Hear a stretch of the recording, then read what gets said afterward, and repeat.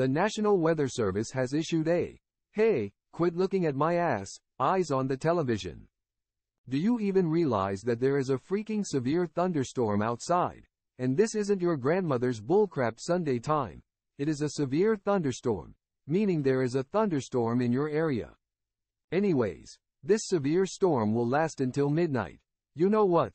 In case if you guys don't even give a crap, there is a storm outside of your house, and I just said that a million times.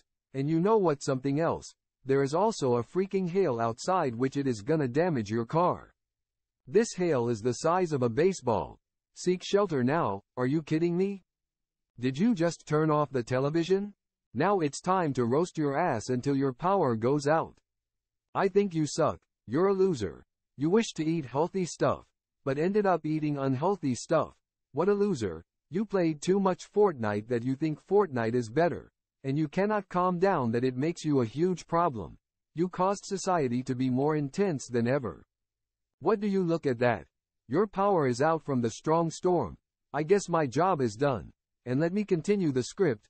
Hide in the interior room with no windows, and be sure to bring more supplies with you, such as a food and water. Stay tuned for more information. Play Fortnite as you can.